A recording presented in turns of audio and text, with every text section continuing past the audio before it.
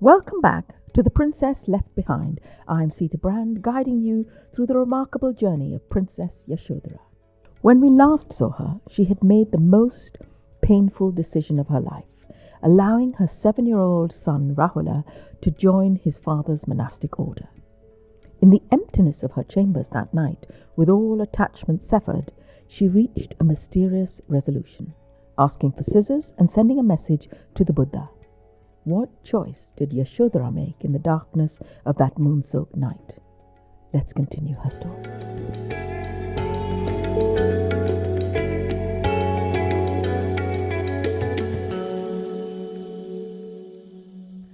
Dawn broke over Kapilavastu. In the mango grove where the Buddha and his monks had established their residence, Chandrika, Yashodhara's faithful lady-in-waiting, approached with hesitation, bowing deeply before the Buddha. Blessed One, forgive my interruption. The Princess Yashodhara asks for your presence at the palace. She says she has made her choice as well. The Buddha's expression remained serene, but those who knew him best could detect a subtle shift in his eyes. He followed Chandrika towards the palace, where she led him to a small, austere meditation room. Yashodhara sat cross-legged on a simple mat, her back to the door. The first thing the Buddha noticed was her hair, or rather the absence of it. Her long, luscious black tresses had been cut short, cropped close to her head in the style of a renunciant. When she turned, the transformation was startling. Without her crown of hair, her features appeared more sculpted, her gaze direct and unflinching. You recognized the seeking in our son and offered him a path? I ask the same consideration. You wish to join the order of nuns? Yes. I have walked as far as I can alone. The path you have found, this middle way, I believe it may lead to the answers I seek as well. The Buddha regarded her thoughtfully. In the tradition he was establishing, there were as yet no nuns. What Yashodhara was asking could create a precedent. The spiritual life is not easy, Yashodhara. It requires complete dedication, the abandonment of all worldly comforts and identities. You speak to me of abandonment?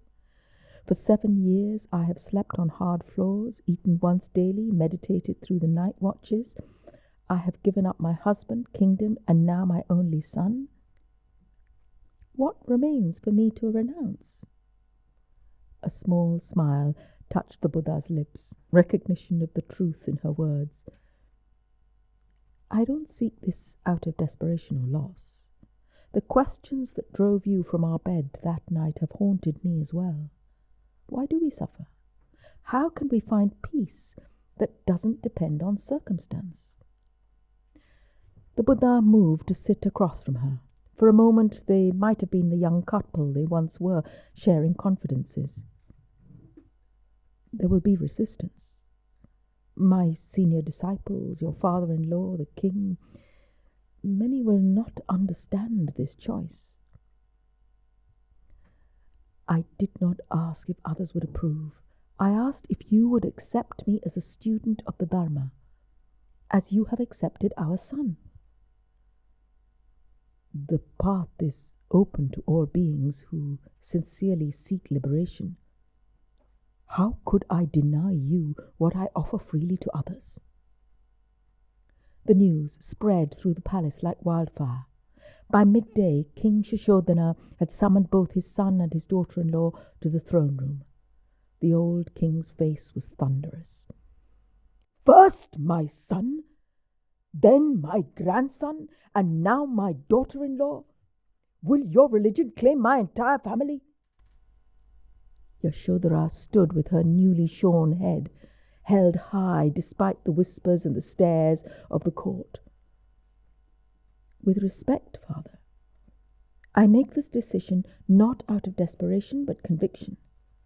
The spiritual questions that called to your son have called to me as well. The king's anger deflated slightly. He slumped back on his throne, suddenly looking every year of his advanced age. But he was not alone in his objections. When news reached the Buddha's closest disciples, they too expressed reservations. That evening a heated debate took place among the senior monks about whether women could attain the detachment necessary for enlightenment. The next morning, the teaching arena in the mango grove was more crowded than usual. King Yashodhara sat to one side, his face resigned. Young Rahula fidgeted in his novice robes. When Yashodhara arrived, in the white robes of an aspirant, a murmur passed through the crowd. "Today," said the Buddha, "Princess Yashodhara seeks to join our community as a bhikkhuni, a fully ordained nun. Before accepting her, I invite her to share her understanding of the Dharma." Yashodhara moved forward, addressing the entire assembly. For a moment she was silent, gathering her thoughts. "For 7 years I have walked a path parallel to yours. I have learned that attachment brings suffering, that all things change, but my path has differed in one essential way. While you sought enlightenment by leaving the world, I sought it within the world. My love for my son became not a chain but a door. Through it I learned that true love means holding without possessing." The assembly remained silent, captivated. One of the senior monks challenged her to recite the Four Noble Truths, which she did precisely. Then he pressed further, asking for a demonstration of the spiritual powers that come with true insight. "I have not sought powers, Venerable One. I have sought understanding." "Spiritual attainment is not measured by displays of power," said the Buddha, "but by wisdom and compassion." "Nevertheless, I will answer the challenge." To everyone's surprise, Yashodhara closed her eyes and grew very still. When she opened them, such was the power and clarity of her gaze that those nearest involuntarily leaned back. Without speaking, she raised one hand towards the great Bodhi tree. Before the astonished eyes of all present, every leaf on the tree began to shimmer with inner light, appearing simultaneously in all stages of its existence, a visual representation of the cycle of arising and passing away. As quickly as it had appeared, the vision faded. The senior monk who had challenged her was humbled, and with the Buddha's quiet approval, the remaining resistance dissolved. A new chapter in the history of the Dharma began. As the assembly dispersed, Rahula ran to his mother, his young face alight. "Mother, how did you make the tree shine?" "The tree always shines, Rahula. I merely helped others to see what is always present." The weeks that followed brought significant change. Yashodhara and several other women, including faithful Chandrika, formed the first community of Buddhist nuns. They established themselves near the monk's residence, but apart from it. Yashodhara took to monastic life with natural ease. Often during teachings, she would find herself seated near Rahula, who watched his mother with new eyes, seeing her not just as a parent, but as a fellow student. And one evening she found him troubled, hiding behind the meditation hall.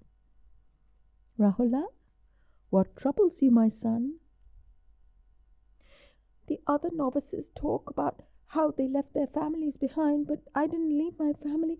My family came with me. First my father, and now you've joined the order too." Yashodhara sat beside him, her heart aching. "While others might choose between family and spiritual life, you are blessed to have both together. Your father and I walk this path alongside you." "But you're not my mother anymore, not really. You're both just monastics now. I will always be your mother, Rahula. That connection cannot be erased. But what has changed is the nature of our attachment. Before, I loved you possessively, fearfully. Now I love you freely, supporting your growth without clinging to you. Isn't that a greater gift? Rahula nodded slowly, thoughtful beyond his years. Later that night, Yashodhara found herself alone with the Buddha in the monastery garden, the moon casting silver light. I never imagined this outcome when you left that night, that your leaving would eventually lead me to this path, that your absence would become its own kind of gift. All actions have consequences beyond what we can foresee. Before I take my final vows, said Yashodhara, there's something I must ask you, something I have kept secret all these years. The Buddha's expression registered genuine surprise. That night, the night you left, I was not actually asleep. I felt you rise from our bed. I saw you look at our son. I felt your hand hover above my face, and I let you go. You were awake all this time? I could have called out. I could have woken the palace, but something in me understood even then that your path was necessary. So I kept my eyes closed and let you walk away. The Buddha stood very still, absorbing the weight of this confession. For 7 years I've carried this, wondering if I made the right choice. Was it right to let you leave us? You gave me freedom. I did not know you had the power to grant. You gave me freedom I did not know you had the power to grant. A profound gift, Yashodhara. Right and wrong are insufficient concepts for such moments. You acted from wisdom beyond conventional thinking, and in doing so you began your own journey, one that has led you here to your own awakening. As moonlight bathed the garden in silver, Yashodhara and the Buddha stood facing each other, no longer husband and wife, but two awakened beings acknowledging a shared past and a transformed present. The secret she had carried for 7 years was finally spoken. I understand now, truly understand. There was never any abandonment, only transformation.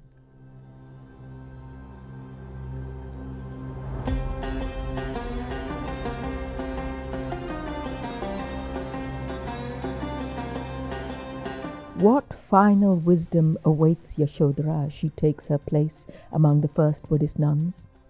What legacy will this extraordinary woman leave for future generations? Join me next time for the final episode, The Enlightenment of Yashodhara, as we complete this remarkable tale.